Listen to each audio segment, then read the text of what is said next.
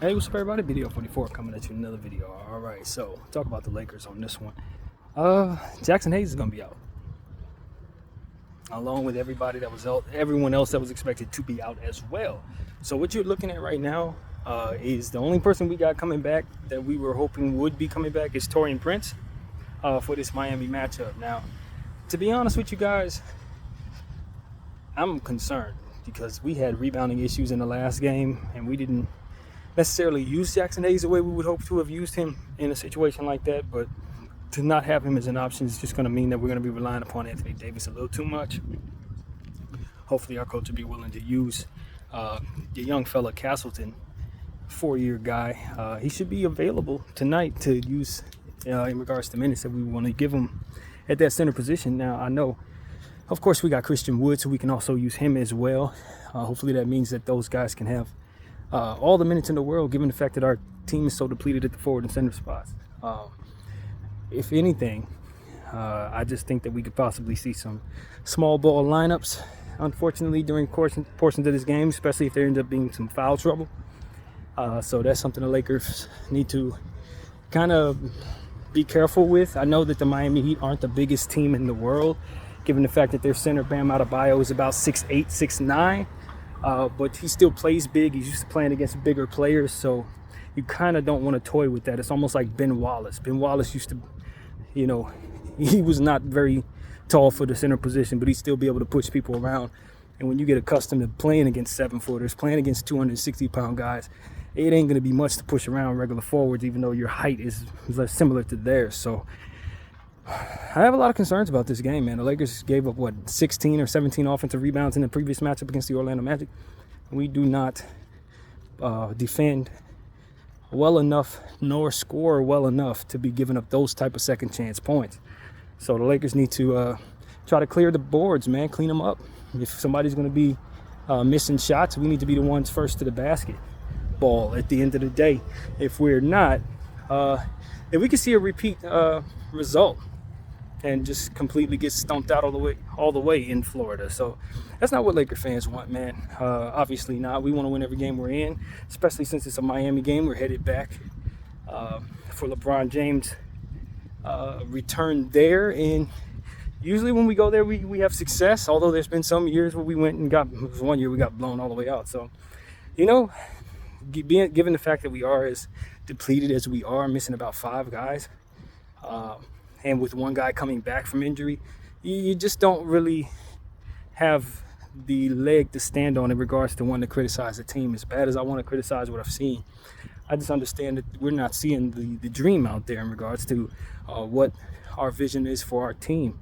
We're just missing some very key players. My question is, are these guys recovering? Like Jalen Hood-Schifino, we haven't seen him since preseason. When we did see him, he didn't look very good. Vanderbilt, we saw him, he looked pretty good, but we haven't seen him since preseason. It's like, my God, how hard were you guys playing in preseason for half of our team to get injured in the first week of the season? I'm just concerned at this point. As a Laker fan, I'm very concerned about just how we're doing right now in regards to our recovery. Are we hurting? Are we hurting that bad to where these guys are all getting hurt at once and can't seem to recover in time to kind of give us a full team? I mean, at this point, it's like, all right, maybe it's time to start shopping some of the injury guys when they get back, man. Because if this is going to be an issue for our team, we're not going to reach our goals, and we can't afford to throw the season away because LeBron James is year 21. And so that's my attitude, man. Half of these dudes that are hobbling all over the place, I don't know, man. Some of them are on great contracts, man. We might want to shop them dudes, to be honest with you. And that's just, it might be a knee-jerk reaction to what I'm seeing, but I mean, it is what it is, man. I just think that we've had issues with injuries in the past. We know how it looks for our franchise to have issues with that, and kind of don't want to revisit it, man. It's starting the season off the wrong way, and if this is going to be a year where the supporting guys aren't going to stay on the floor, then eventually that's just going to wear our main guys out, and we're going to have injury issues with them and have to rely upon who's ever left. So for me, it's like, swap out the dudes that we cannot use enough, who have injury issues to this degree, and bring in some more reliable backups so that we don't wear Bron and AD down. Because this ain't a situation where we can afford Bron to go down with an injury. Because if he does, he may not come back.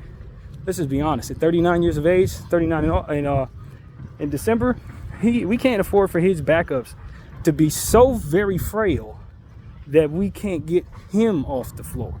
And so that's my concern at this point. We need reliable backups, man. And I do think that come December, we should be looking to try to make some moves, man. Truthfully, I like D'Angelo Russell, but we can turn him into 3 or 4 different reliable role guys if it comes down to that. And maybe a pick, a second rounder or something, because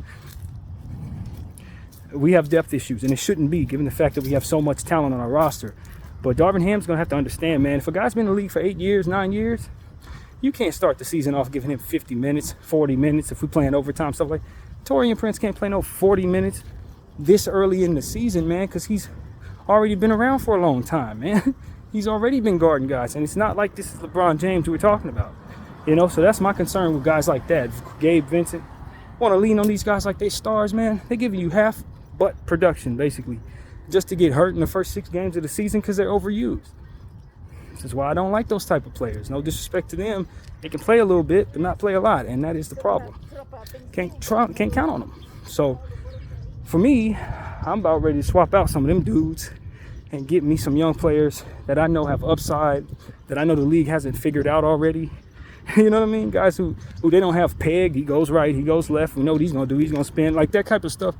I don't have any interest in having players like that on my team, man. Guys who've been studied, who only have but so much talent. And then they get hurt. It's like, man, these are mortals. I don't need mortals.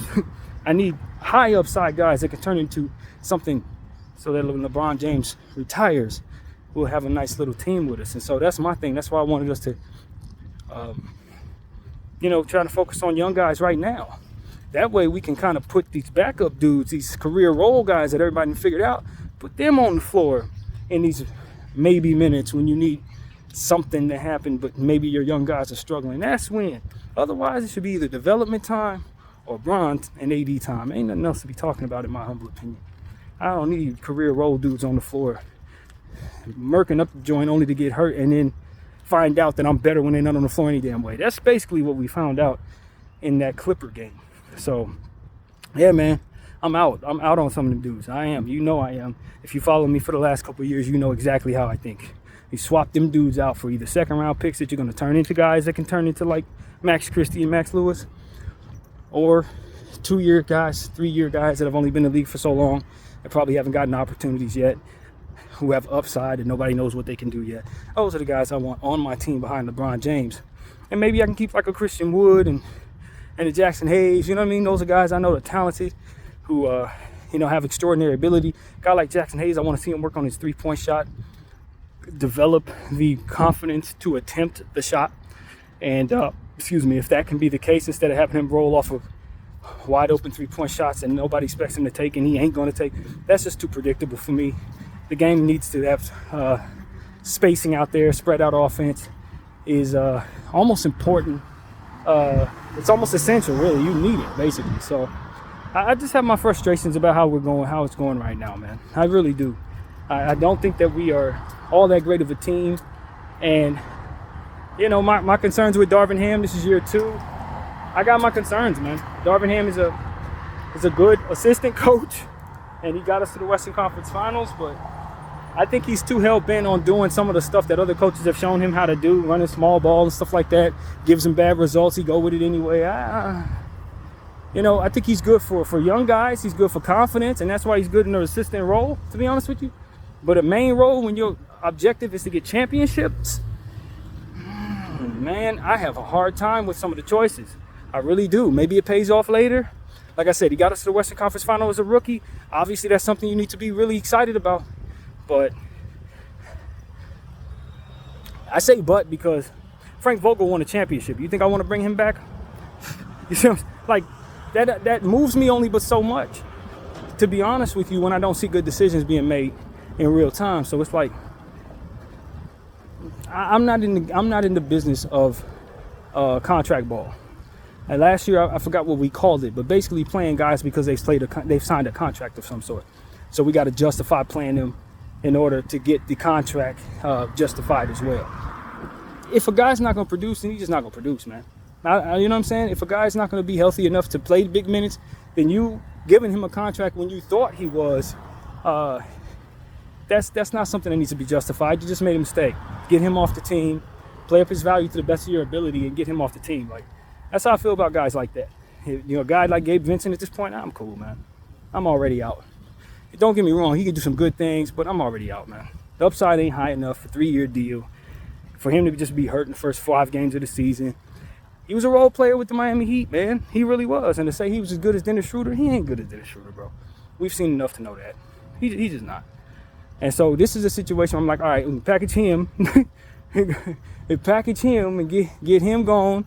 Get us a piece that could really help us. I'm sure he has a lot of value in this league since he went to the finals. He's a great system player.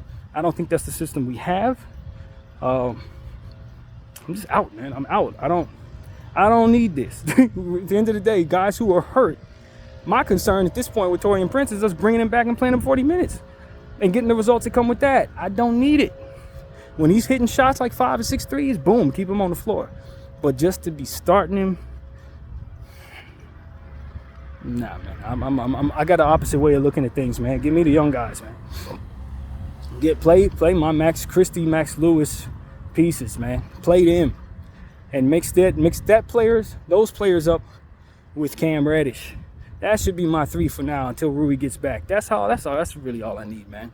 And if Taurean Prince is playing well, then keep him on the floor for sure. But if he ain't, and he's hurting and all that, I'm out, man. I'm out. That's just how I feel about that kind of situation there, man. When I know a guy's a career role guy, and you heard me say this already this season, and we were leaning on him just because he's reliable. If he's reliable, then why can't we keep him on the floor? See what I'm saying? That people's definition of reliable a lot of times just means they've been used a lot. And that ain't reliable to me. That means they're used up. So, yeah, man, enough of this. I'm happy Taurean Prince is back.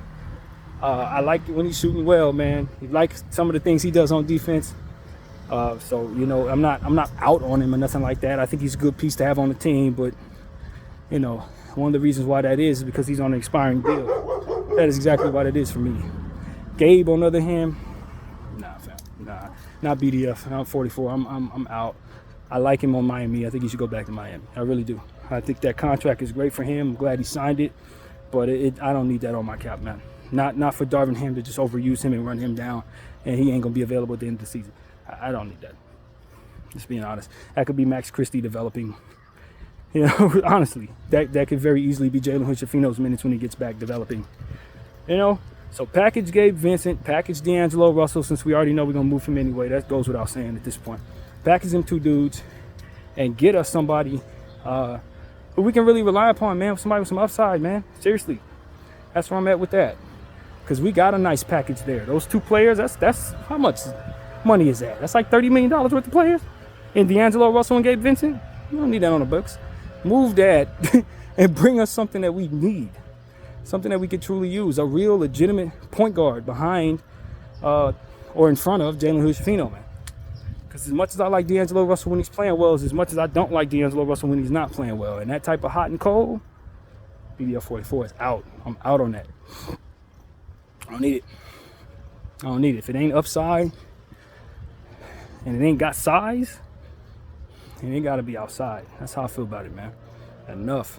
Because I don't like how my season's starting. That's what it really comes down to. I'm 3-3 against teams that ain't even the cream of the crop, man.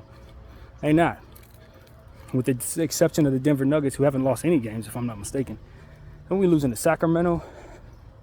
Sac is really good to a degree, but they also shouldn't be better than us.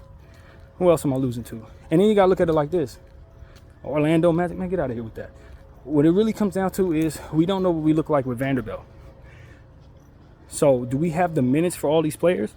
I want Austin to get his minutes. Can he take a step forward if Gabe Vincent's all in the way, taking all these minutes? You know, and he plays small forward too. Can he really take a step forward with Taurean Prince eating up 40 minutes? I mean, no. The answer is no. Get them dudes out of here so you can play the young guys that you got to develop. And that's it. You don't need them dudes eating up $30 million of the cap. No, absolutely not. Play the young guys who are on rookie contracts. And when you do that, you got guys getting better who just so happen to have the strengths that you want. Max Lewis is a scorer. Max Christie, defender and scorer. That's the upside I need. That's exactly the type of attributes that I want for my basketball team. Put them on the floor. Athleticism. Why am I waiting on them? Why am I waiting? Why am I waiting for them to what? Get in shape? Like, what are we talking about? No, none of that's necessary, man. What is necessary is us understanding what's going to win these basketball games. And what's going to win these basketball games is players that can stay in a consistent rotation with our starters. Consistency. I keep saying this about Bron. You don't do well when you keep on making things inconsistent for the man. One day you want to play him 40 minutes, the next day you want to play him 32, next minute you want to have him playing the whole game in overtime. Consistency, man. And if his backups are not reliable enough to stay on the floor, how can that consistency be found? It cannot. So get them guys out of there. Give me some more reliable backups, please. That's what I need now. That's exactly what I'm talking about. And like I said, D'Angelo Russell's contract is definitely something that everyone should want. If I'm Philly or something like that, they could slip him right into their rotation. That kind of thing, man. Because I don't need 1 for 10. I don't need 1 for 10, man. Not at all. Not on no night do I need 1 for 10.